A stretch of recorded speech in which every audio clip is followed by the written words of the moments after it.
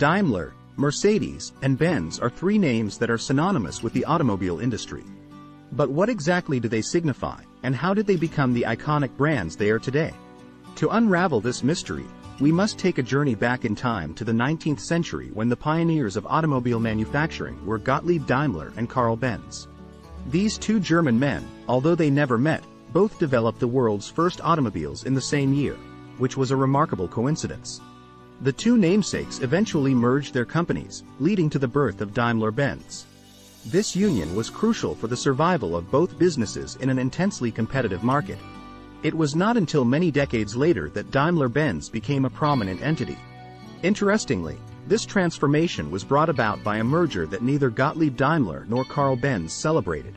If you are curious to know how the world's oldest automaker became a billion-dollar enterprise, then read on. To understand the rise of Daimler-Benz, we need to go back in time to the 19th century. The pioneers of automobile manufacturing were Gottlieb Daimler and Karl Benz, two German men who never met in person. Ironically, they both developed the world's first automobiles in the same year, 1886. On the one hand, Benz patented his motor car, and on the other hand, Daimler created a motorized carriage. Although their homes were less than 100 kilometers apart, they never spoke to each other. In the early years of the 20th century, Emil Jelinek, the largest dealer in Daimler automobiles, requested the company to develop a new type of car that was light, beautiful, and fast. Wilhelm Maybach took on the task and designed a racing car, which Jelinek named the Mercedes 35 PS after his daughter, who was also called Mercedes. This was the first use of the name Mercedes on a vehicle, and the car was a smashing success. The Mercedes brand was born, and in 1902, Daimler Motor and Gesellschaft registered the name as a trademark. However, it would take several years before Daimler-Benz would emerge as a powerhouse in the automotive industry. Daimler-Benz was formed in 1926 by the merger of Daimler Motor and Gesellschaft and Benz Cie, the world's two oldest manufacturers of motor vehicles. The merger was not a love match, as banks had pressured the two companies to merge due to the dire situation the world was in. Karl Benz was already in his 80s and had retired from the operational business by then. Gottlieb Daimler had already passed away in 1900 at the age of 65, making it impossible for them to celebrate the merger together.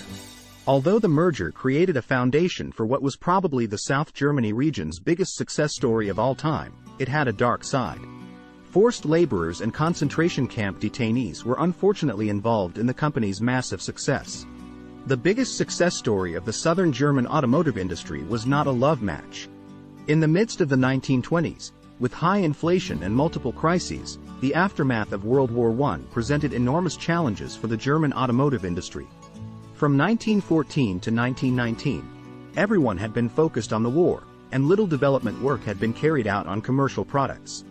Economically, the collapse of the German currency and the loss of significant foreign markets had a negative impact. The arrival of new foreign producers on the domestic market exacerbated the situation, leading to a severe structural crisis in the German automotive industry. Some of these foreign producers, such as the Ford Motor Company, were further incentivized by their efforts through the Peace Treaty of Versailles. Daimler-Benz AG was facing an uphill battle. By the summer of 1941, World War II had been ongoing for 2 years. In Daimler-Benz's board of management, there was no longer an expectation of a swift end to the war or a return to producing civilian vehicles. The demand for passenger cars kept declining, and by the end of 1942, it even virtually came to a standstill.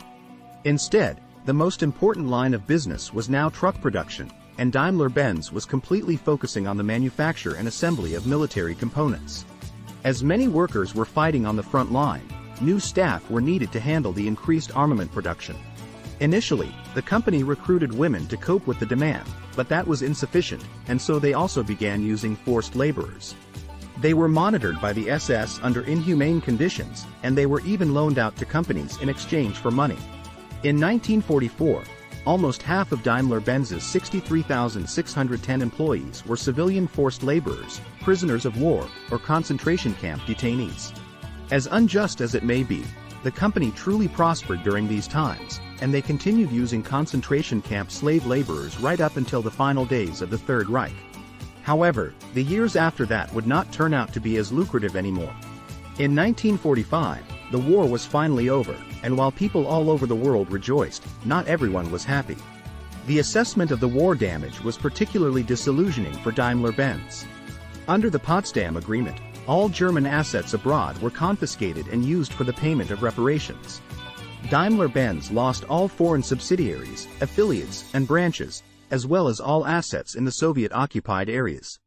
Because of this, the international network that had previously been in place was now destroyed, and thorough reconstruction was needed. In the beginning, one of their plants operated mainly as a repair facility for U.S. military vehicles. The denazification of Daimler-Benz's top management also led to fundamental changes. For example, Otto Hope, who previously had to leave the board of management because of his Jewish wife, was now reappointed. After extensive efforts, the company received a new production permit from the American occupation authorities in 1946. Throughout the 1950s, Daimler-Benz almost held a monopoly as the manufacturer of diesel engines, and the demand for Mercedes-Benz cars even exceeded the company's production possibilities. To ensure the necessary expansion of capacity, Daimler-Benz took over Auto Union.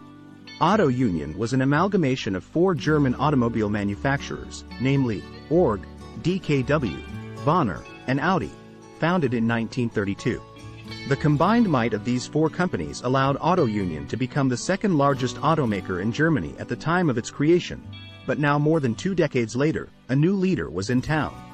While the automotive industry was subject to sharp fluctuations in sales during the next decade, Daimler-Benz managed to retain its outstanding position.